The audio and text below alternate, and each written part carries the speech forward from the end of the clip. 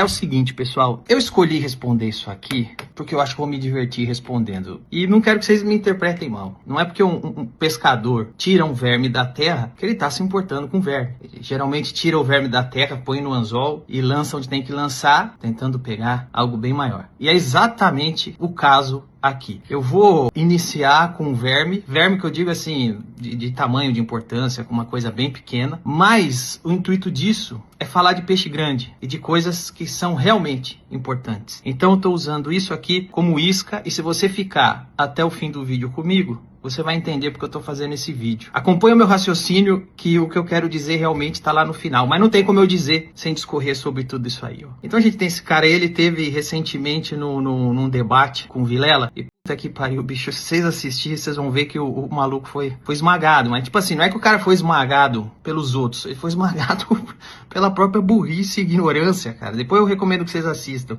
Mas vocês nem precisam assistir pra ver que o cara é burro mesmo, ignorante. Olha como o cara escreve hegemonia, né? Você vê que ele não conhece o que é hegemonia, nem no português. Aí você pode pensar assim, não, porra, mas é que o cara teve erro de digitação. Não sei não, velho, porque você vai ver o cara falar e também não sabe falar. Então é burro mesmo. Mas, nesse caso aqui, como eu tô desde o princípio no stand-up comedy, tenho a alegria de fazer parte da geração que praticamente tirou o mato e asfaltou a via para quem vinha depois, eu posso dizer exatamente onde é que tava e onde é que tá a hegemonia no meio. Olha, desde que o stand-up comedy iniciou, a hegemonia no meio artístico, sem dúvida alguma, é de esquerda. Isso é inegável. No meio jornalístico, no meio artístico. Desde que a gente iniciou pra cá, isso tem se equilibrado um pouco, porque tem aparecido bastante gente independente. Mas não resta dúvidas que a hegemonia no meio artístico e na comédia é de esquerda. Não tem nada de direita ou centro-direita. Na verdade, a grande subversão que o stand-up trouxe para a cena artística brasileira foi a ousadia, não de ser de direita, não de ser de esquerda. Mas eu acho que a comunidade do stand-up comedy brasileira trouxe a grande ousadia para a cena artística do Brasil de ter a ambição de criar um ambiente livre, 100% livre. E fiquem comigo até o fim do vídeo que vocês vão acompanhar meu raciocínio, vocês vão entender onde eu quero chegar. Quando o stand-up comedy iniciou, a classe artística brasileira começou a fazer manifestos para que o stand-up comedy não fosse pro teatro. Tem um episódio bem lá no início que Cláudio Torres Gonzaga fez uma carta aberta explicando que o stand-up poderia usar o teatro. Eram artistas ali de esquerda, eram artistas da panelinha. O que sempre assustou a cena artística brasileira quando o stand-up surgiu é que a classe artística brasileira, ela passava sempre por uma linha de produção. Então o ator tinha que passar pelos cursos de ator. Esses cursos de ator,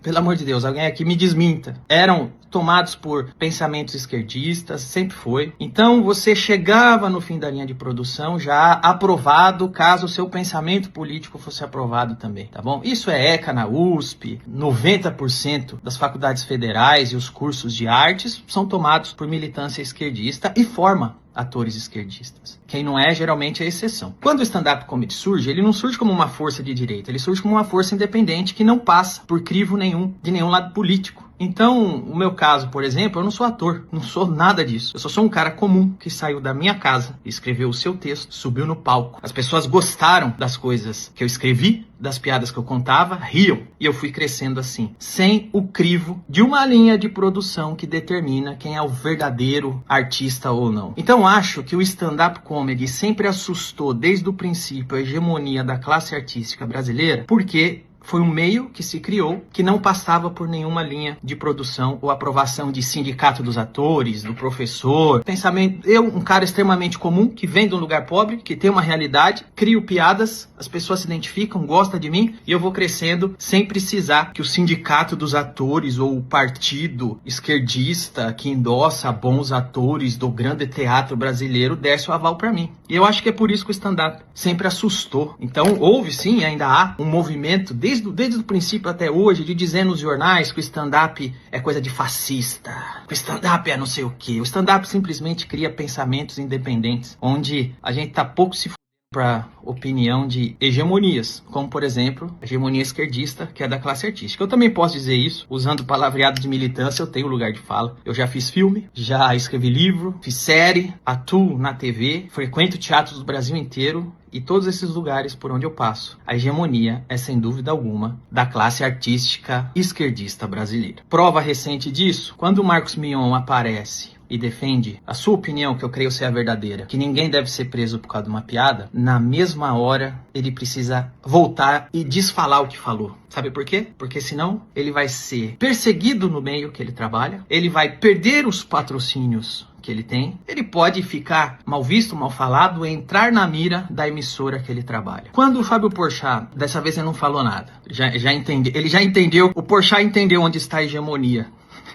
Por isso que dessa vez ele não falou nada. Mas da outra vez que ele achava que talvez tivesse uma brecha para ele manifestar sua verdadeira opinião, o Fábio Porchat da outra vez apareceu e defendeu o Léo Lins, na primeira vez que o Léo sofreu uma investigação do Ministério Público. Poucos minutos depois, o Porchat apareceu se desfalando, retirando o apoio ao Léo Lins. Sabe por quê? Senão ele ia perder patrocínio, ia ficar mal visto na sua roda de artistas. Ou seja, a hegemonia, o mainstream, acha que o Léo Lins deve ser preso por causa de uma piada. Acha que piadas com agenda de lacração não se fazem. Onde é que está a hegemonia? De que lado está o mainstream? Quando você tem um artista, um cara grande, que defende a liberdade de expressão e logo em seguida precisa voltar e se desfalar, é porque ele sofreu uma pressão do mainstream. Ele sofreu pressão de estar o dinheiro, do patrocínio. Ele sofreu pressão do meio artístico que ele frequenta. E ele precisou retirar o seu apoio. Então, eu acho que fica claro aí com esses exemplos até, desde o início do stand-up até hoje, onde é que está a hegemonia no meio artístico, na comédia. Então, quando você tem um cara que tentou ser comediante, fracassou, e depois começou a atacar quem a hegemonia artística odeia, começou a repetir o discurso da hegemonia artística brasileira, esse é o cara que está querendo entrar na hegemonia, não o cara que está lutando contra a hegemonia. Porque é claro que se um comediante aparece em público para defender a prisão ou a punição de um colega de comédia, é porque esse cara viu que vai ter vantagem se fizer isso. É porque esse cara entendeu aonde está a hegemonia e quer fazer parte dela. Então é o contrário, na verdade. Aí você vai falar, ué, mas você tem o seu programa na TV. Olha, com muito orgulho eu posso dizer que eu sou uma exceção. Talvez o Pânico no rádio e eu na TV. E se eu estiver cometendo alguma injustiça, vocês me digam, que eu não tô me lembrando agora. Mas eu acho que hoje somos as exceções de vozes destoantes da hegemonia. O fato de eu estar anos na TV, pra mim, é um milagre. Eu nem sei como eu tô no ar até hoje. Todo mês eu acho que vou ser demitido. Fazem 11 anos só de SBT, mais os anos de Band, eu sempre acho que vou ser demitido. Porque sempre tem uma corda no meu pescoço, uma mira na minha testa. Quando eu faço filme, e vou me vender meu peixe, fiz filme premiado, eu falo mesmo porque aqui ninguém faz. A hegemonia aqui é tanta que quando um artista brasileiro faz um filme e ganha prêmios internacionais, a imprensa não fala, porque o artista não é de esquerda. Se o artista não seguir a cartilha da esquerda brasileira, a imprensa ignora os prêmios que ele recebe. Eu recebi prêmios pelos meus filmes. Você já viu isso na mídia, na grande mídia? Onde é que está a hegemonia? Quando um artista esquerdista recebe prêmio, o mainstream geralmente celebra. Quando um artista que não é esquerdista recebe ou faz algo notável, o mainstream ignora. Então, assim, eu tenho o orgulho de dizer que eu quebrei a hegemonia. Não só eu. Léo Lins. Pode dizer, o Rafinha quebrou a hegemonia. Você vê lá atrás o cara, desde o CQC, fazendo piada, peitando. Você tem o Léo Lins, você tem eu, você tem gente recente, por exemplo. Eu vejo o Cássio Zogro, o Abner. O Abner é um cara esquerdista. Pra mim, tá quebrando a hegemonia. No caminho, o cara faz desafetos, eu faço desafetos, mas nós estamos quebrando a hegemonia. E a hegemonia, definitivamente, não é o que eu defendo, que é a liberdade de expressão. A hegemonia e o mainstream endossa um comediante ser punido quando ele faz piadas com a agenda da lacração. Repetindo, Marcos Mion, Fábio Porchat aparecem a favor da liberdade de expressão, dizendo que não se prende comediante por piada. 5 minutos depois, a hegemonia pressiona o mainstream, o mercado publicitário, onde está o dinheiro, onde está o status, o jornalista, o meio artístico pressiona o cara. Vai lá e retira o que você disse, senão o dinheiro para de entrar. Nós, os jornalistas, paramos de falar bem de você. Nós, a militância, vamos te perseguir. O meio artístico vai colocar você na mira. Quer alguma outra prova onde está a hegemonia? Agora vamos falar aqui sobre subiu no palco. Veja só, nós somos militantes porque subimos no palco um dia pedindo o impeachment da Dilma. Aqui é o seguinte, esse palco foi na Avenida Paulista, 2015, eu subi lá pedindo o impeachment da Dilma. Sabe por quê? Porque os anos de PT pra mim como comediante foram um inferno. Não só pra mim, como pra outros humoristas, o Cacete Planeta mesmo sempre zoou o presidente, nunca teve problema nenhum. No governo Lula, começaram a censurar. Eu subi e subiria de novo. Quando eu comecei minha carreira, fazendo o meu trabalho, a mídia Só tava olhando pro meu trabalho, não pro que eu penso, mas pro meu trabalho. E começou a me elogiar, começou a dizer que eu era muito bom, que eu era um cara diferenciado, que as coisas que eu escrevia, que as coisas que eu criava eram boas demais, que eu era um cara muito promissor. Até que em 2010, por ser proibido de fazer piada com política na TV, eu fiz um show em Brasília na véspera da eleição e zoei todos os políticos fazendo piadas. Todos. Os de esquerda, os de direita, os de centro. Mas quando eu zoei o Lula, quando eu zoei a Dilma, o jogo virou pra mim na imprensa. A imprensa que só falava bem de mim, que eu era o cara que eu ia no Congresso e peitava o Sarney, eu ia no Congresso e zoava o Bolsonaro, eu ia no Congresso e zoava aqueles deputados merda de direita, de centro-direita. Quando eu zoei o Lula, quando eu zoei a Dilma, acabou. Eu virei fascista, eu virei racista, eu virei machista, taxista, equilibrista, e a porra toda. Mais uma vez, onde é que tá o mainstream? Vocês me avisam. Então, o que eu tive nos anos seguintes foi isso aí, ó. Ministério Público me investigando, tentou me censurar algumas vezes, e eu cheguei a ser condenado à prisão. Nessa realidade, obviamente, eu entendo que essa linha de pensamento, esse governo, era completamente contra uma coisa que eu defendo e é muito cara pra mim, que é a liberdade de expressão. Então eu pensei, já que eles não querem que eu fale, eu vou falar mais ainda. Não tô nem aí. Quem convive comigo pode dizer, eu tenho uma série de testemunhas. Constantemente ligavam na Band e no SBT para me demitir, o governo do PT, de esquerda. Tentaram me prender, mandaram para mim censuras, fizeram retirar coisas da internet. Eu tenho todo o histórico aí pra comprovar. Aí, obviamente, quando entra o impeachment da Dilma e tem um palco na Paulista, eu falo, eu vou subir aí porque eu quero que essa porra caia. Essa porra me fudeu a vida toda, esse governo tá dizendo que eu não posso contar piada, pra mim não serve. E eu subi lá sim, subiria de novo. Outros comediantes também subiram. Nil Agra, Vilela, Léo Lins, Cris Paiva. Só que eu vou falar uma coisa pra vocês. Nós subimos lá e fizemos um discurso pró-liberdade de expressão. E pra contar piadas sobre um governo que estava cerceando a liberdade de expressão. Para quem gosta do jogo oprimido-opressor, eu sempre acho que o opressor é o governo. Meu discurso é esse. Para mim, o governo tá sempre oprimindo com taxa, com polícia, seja de direita, de esquerda, de centro. De um lado tá o governo, ou tô do outro. Tô do lado do cidadão comum, que é o que eu sou. Essa é a minha natureza. Tenho minhas convicções, já vou falar disso. Mas nós estávamos lá zoando o poder estabelecido naquele momento.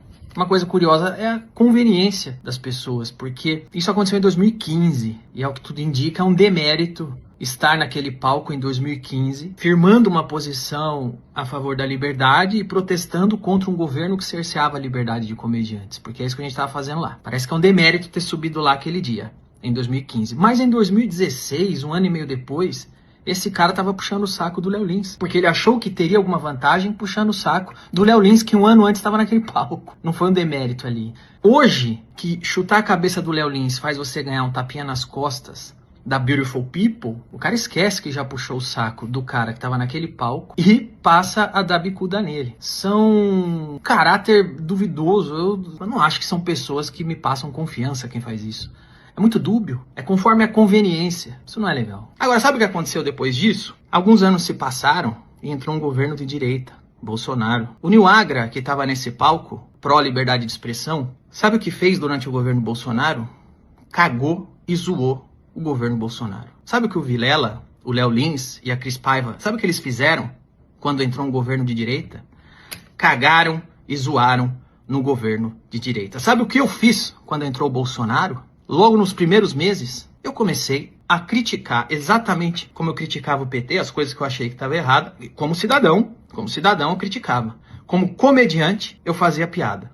Na minha profissão de comediante, no palco, no meu espaço, nos espaços que eu tenho como comediante, eu zoei. Sabe o que eu ganhei? A mesma coisa que eu ganhei do outro governo quando eu zoava eles. Olha aí, ó. Fui sim perseguido. Sofri sim tentativa de censura oficial do governo Bolsonaro. Articularam a minha prisão também. Quem conviveu comigo sabe, foi por um triz que eu não fui preso. Chegou muito perto de eu ser preso esse dia, muito perto mesmo. Tudo isso no governo Bolsonaro. E aqui um parênteses. Quando o governo Lula me censurou, dei um Google. Muitos jornalistas ficaram a favor da censura. Outros não, isso é verdade, mas muitos relativizaram. Já quando foi o governo Bolsonaro que me censurou, meu amigo, foi parar no Jornal Nacional. Então, recapitulando, quando o governo era do PT de esquerda, o que eu, como comediante, fazia? Isso daí, zoava o governo estabelecido. Quando o governo foi de direita, o que eu, como comediante, fiz? Isso daí, critiquei e zoei o governo de direita. Ah, mas aí você não zoa o MBL. Eu não vou ser hipócrita, não. Eu sou amigo de 4 pessoas de lá. Antes do MBL existir, eu sou amigo do Kim. Eu tinha um nível de amizade com o Kim. Sou amigo do Arthur, sou amigo do Renan, sou amigo do Alexandre, irmão do Renan. E o dia que o Arthur fez merda, o que eu como comediante fiz? Eu posso ter amizade com os caras, posso ter afinidade de pensamento com os caras, porém se um dia esses caras fizerem coisas que eu reprovo, como amigo, eu posso chegar em particular e falar: isso aqui que você tá fazendo é merda, velho. Se o cara continuar, como cidadão, eu vou criticar em público. E se o cara fizer coisa passível de zoeira, como comediante, eu faço isso aí, ó. Comediante faz piada. Se os caras do MBL têm problema com piada, eles não podem ser meus amigos. Porque a hora que eu faço merda, meus amigos de comédia fazem piada. A hora que eu faço merda, a hora que eu tenho atitudes passíveis de zoeira, eu mesmo zoo. Meus amigos zoam. Meu programa é todo mundo se zoando. Agora, o que separa um militante de um comediante? Eu nunca vi essa turminha militante fazer piada com Boulos. Eu nunca vi essa turminha militante zoar o Lula. E aqui que eu digo que às vezes vocês usam verme pra pegar peixe grande. Fábio Porchat, Adnet, Gregório, Porta dos Fundos. Vocês, toda semana tinha uma crítica ao Bolsonaro. Toda semana é o Bolsonaro. Vamos pegar o Bolsonaro. E tem que zoar mesmo. Na minha opinião, tem que zoar mesmo, tem que criticar mesmo. Mas vocês criticavam. Agora, vocês não têm uma piada do Lula? Porchat? Você não tem uma piadinha da Janja? Das coisas ridículas que ela faz, fala?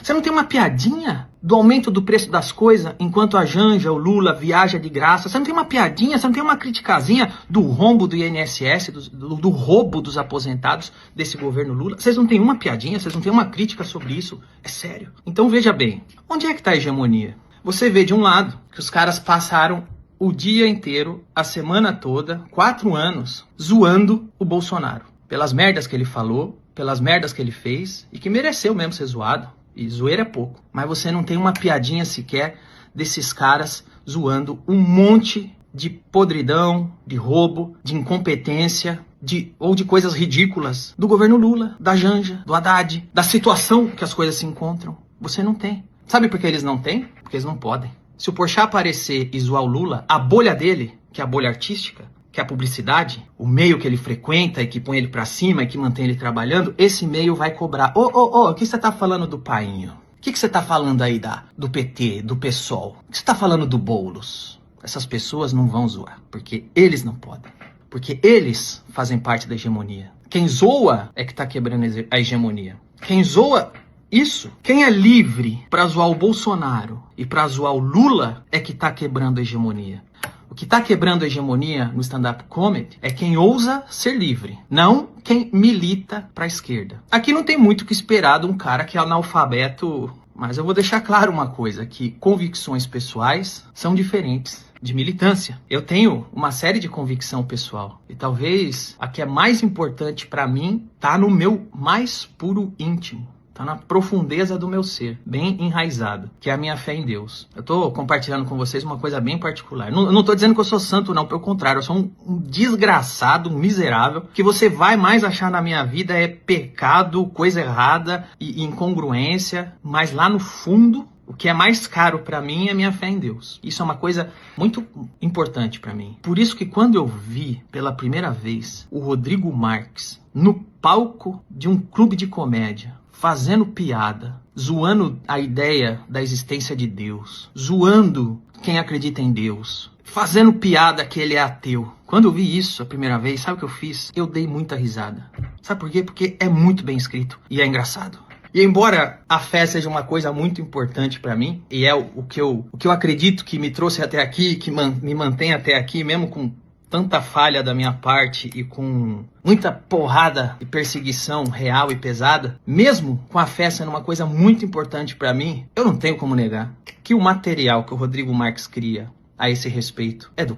Ele é um comediante, é um de um artista. E o Rodrigo Marques já se apresentou no meu comedy. E eu fiquei muito feliz quando eu vi ele se apresentando lá. Por mim, ele se apresentava lá todo dia. E eu nunca cheguei pro Rodrigo Marques num canto e falei: Rodrigo, vem cá, eu sei que você é ateu. E nesse comedy, piadas de ateu não se fazem. No meu comedy club, não se zoa quem acredita em Deus, beleza? Tirando isso, pode fazer a piada que você quiser lá. Eu nunca disse isso, pelo contrário. Tava lá um dia e eu dei risada. Quando eu vi vídeo dele fazendo piadas da sua convicção de ateu, zoando, eu dei risada. Se um dia o Rodrigo Marques quiser sentar comigo e falar por que pra você a fé é tão importante, eu vou ter muito prazer em sentar com ele e conversar, e eu também vou ter muito prazer em ouvir por que ele deixou de acreditar em Deus, se é que ele já acreditou um dia, e vou querer muito saber, aqui eu e ele. No palco, qual é a piada que você tem pra me contar? Pode contar.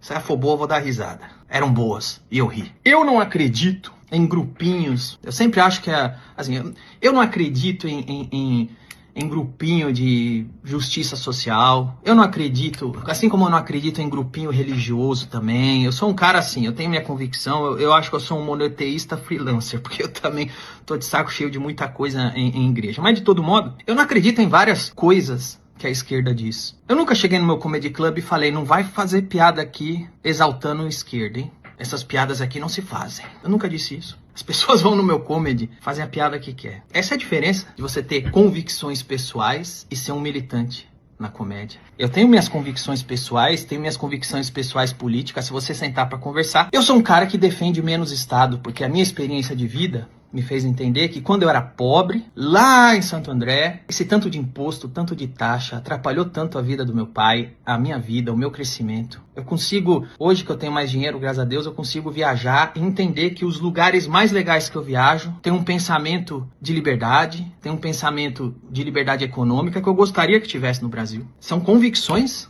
pessoais minhas. Agora, a diferença entre uma convicção pessoal e uma militância é eu aparecer e dizer que quem falar contra liberalismo econômico não entra no meu bar. Ou quem falar contra Deus tem que ser preso. Quem falar contra os meus pensamentos políticos deve ser punido.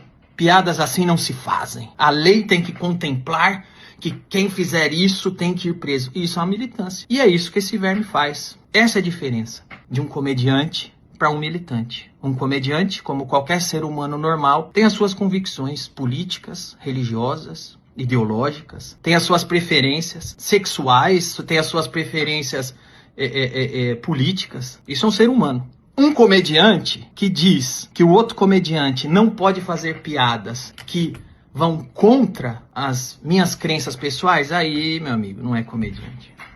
Quando começaram a encher o saco do Porta dos Fundos por causa do especial de Natal deles, sabe o que eu fiz? Essa aqui foi minha opinião. Não se censura. Pode ser de esquerda, pode ser de direita, pode ser de centro. Não se censura. Se eles querem fazer o especial de Natal zoando Jesus, zoando o Natal, eles têm o direito. Porque pra mim, defender liberdade de expressão é defender as pessoas que falam coisas que eu não concordo. E quando eles fazem um especial de Natal, que talvez eu não ache graça, muitas outras pessoas acham, e eu não tenho direito de proibir ou de impedir que as pessoas riam de algo que eu não acho engraçado. Vamos falar de hegemonia de novo? Quando Porta dos Fundos zoou cristianismo, a gente está num país onde 80% da população é cristã. Sabe o que aconteceu com Porta dos Fundos? Pessoal aí que é mais religioso, que é mais besta, na minha opinião, reclamou. Ficou lá, ai gente, não pode zoar, ai. Reclamaram de uma ficção, reclamaram de uma dramaturgia. Isso aí é gente idiota que faz. Mas reclamaram. Mas o Ministério Público indiciou? Não. Algum deles foi condenado à prisão? Não.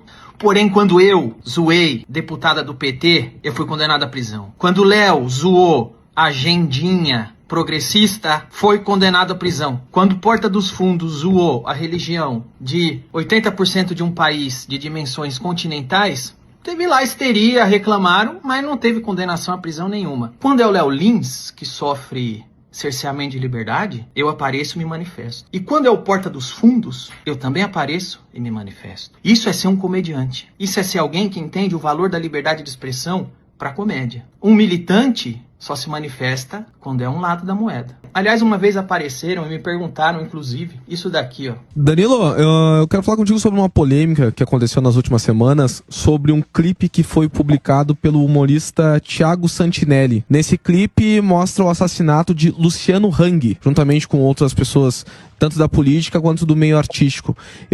Tu sempre foi um grande defensor da liberdade de expressão, mas, na minha opinião, ele passou dos limites ao retratar isso. Eu quero saber qual é a tua opinião, se isso ainda pode ser considerado uma piada ou se realmente o Thiago passou dos limites. Cara, eu não vi o clipe, esse clipe em questão, eu posso ver e dar minha opinião. Mas o que eu posso falar de antemão é tudo que é feito no âmbito de dramatização, de ficção, de humor, porque o humor é um tipo de ficção, é ficção. Eu acho que matar é permitido na ficção. Brincar, falar é permitido na comédia. Eu acho que se tá num âmbito assim, eu não acho que deve passar longe de censura e ser entendido como tal. Mas eu não vi o clipe. O que eu sei é que existe sempre um peso e duas medidas, né? Isso que eu tô falando, para mim, na minha opinião, serve para direitista, para esquerdista, para centro. O artista deve ter o direito aí de se livre manifestar dentro do ambiente que ele exerce a profissão, que é o de ficção, que é o de comédia, né?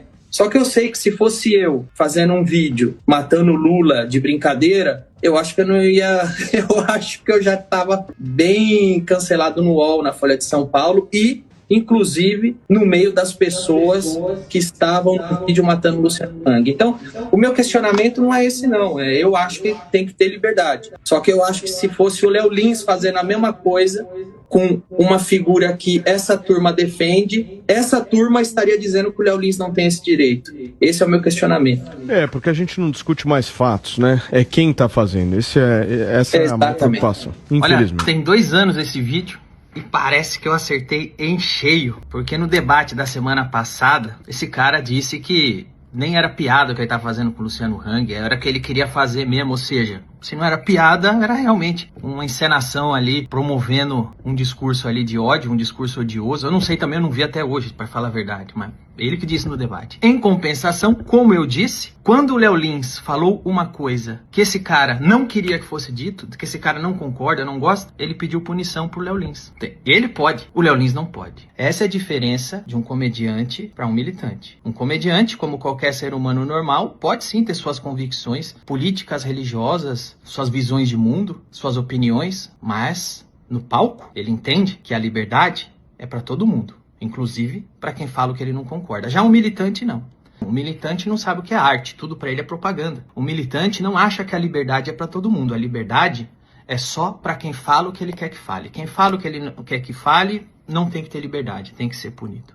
Todo mundo que não rezar essa cartilha deve ser punido. Não deve ter espaço, deve ser boicotado, sabotado. Para terminar, pessoal, eu, na verdade, quando disse que tô pegando um verme para fazer algo maior, é aqui que eu quero chegar. Eu gostaria de deixar alguns conselhos para vocês, da minha experiência aí nesses anos fazendo comédia. Sempre que alguém tentar tirar um colega de trabalho através de boicote, sabotagem, pedindo prisão, pedindo punição, é inveja. Eu tô uns anos na estrada. Antes eu achava, é opinião, não é? É inveja, acredita em mim. O que acontece é que essas pessoas tentam passar um verniz de virtude para tentar deixar nobre a sua inveja. Então não é que eu quero que o cara ali saia de cena porque eu queria estar no lugar dele, ganhando o dinheiro que ele ganha, tendo o público que ele tem e tendo a visibilidade que ele tem. Não, é que ele é racista. O racismo é mau. E se eu sou contra o racismo, eu sou bom. Então não resta outra alternativa a não ser cortar a cabeça dele. É inveja.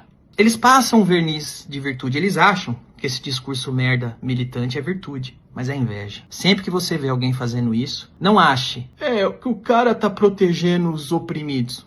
Ele tá com inveja. E eu acho também que o que mostra que esse pessoal é invejoso é que um dos argumentos que eles sempre colocam na mesa, e você pode ver, todo mundo que está defendendo a prisão do Léo, uma punição pro Léo, ou que o Léo seja responsabilizado por racismo, machismo e sei lá mais que ismo, é o seguinte, eles sempre dizem, eu não vou ficar defendendo um cara rico. Não é uma questão de ser rico ou de ser pobre, é uma questão de liberdade de expressão, que serve pro preto, pro branco, pro gay, pro hétero, pro rico e pro pobre. Eu não vou ficar defendendo um cara que é rico. Ou seja, você é só de uma pessoa com muita inveja. Aliás, eu era pobre, hoje, graças a Deus, sou rico. Amanhã eu não sei, espero que eu continue. Eu era pobre, hoje sou rico, graças à comédia, graças à liberdade de expressão que a gente defende aqui, de fazer a piada que a gente quer. Foi isso que me trouxe até aqui. O Léo era pobre. O que deixou o Léo rico foi a comédia e a liberdade de poder exercer o seu ofício. Mas, ao que tudo indica, o fato de ser rico para essas pessoas é um ponto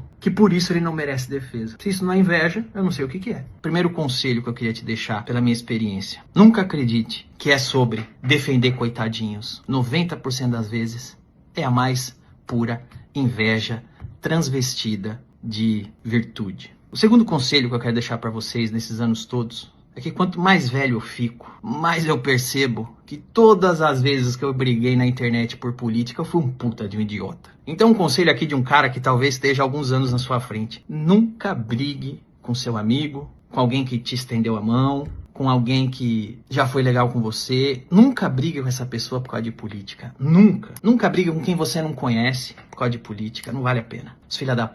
chegam lá onde tem que chegar e põe no teu rabo. Hoje você tem PL e PT votando em prol do fundão partidário, votando para aumentar a conta de luz. Eles não estão nem aí para você. Não briguem com ninguém por causa de política. Não compra discurso dos outros. Você tem as suas convicções, é o que você acha. Não brigue com seu pai, com a sua irmã, com seu amigo, com alguém que já te estendeu a mão por causa de política. Eu tive pessoas que eu achava que eram minhas amigas, que eu nunca fiz nada contra. Eu já falei isso, eu tô repetindo. Que um dia eu chego em casa e a pessoa tá me xingando, tá cortando minha cabeça em público. Por quê? Porque eles estão tentando agradar uma hegemonia. Eles são pessoas invejosas, eles fracassam no que se propuseram a fazer. Eles tentaram fazer comédia, deram errado. Então ele vê que aquele artista que tá rezando a cartilha do mainstream fecha a publicidade, vai pra Globo, faz série. Ele fala: opa, eu vou puxar o saco. O que é pra fazer? É pra falar essas coisas? Eu vou falar. Quem que vocês não gostam? Vocês não gostam do Léo? Eu vou lá chutar o Léo então. Vocês não gostam do Danilo? Eu vou lá chutar o Danilo então. Agora me dá um biscoitinho.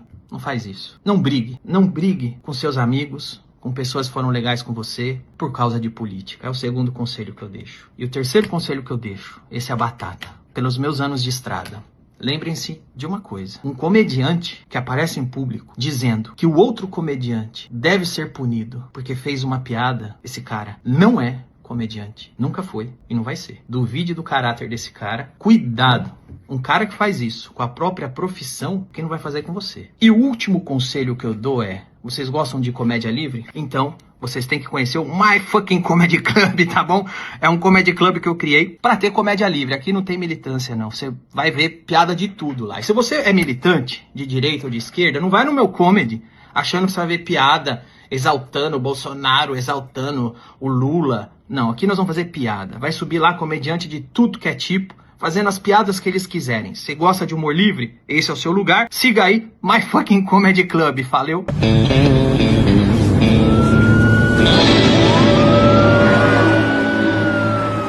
Fazemos piada do rap do gordo, queremos o riso do vivo e do morto. Você em primeiro e depois os processos, até no inferno iremos à beça. Uns dizem que somos engraçados, outros malditos desgraçados. Os piores defeitos, meus próprios parentes, não poupamos nada pra ver os seus dentes. Sou comediante, quem é que se importa?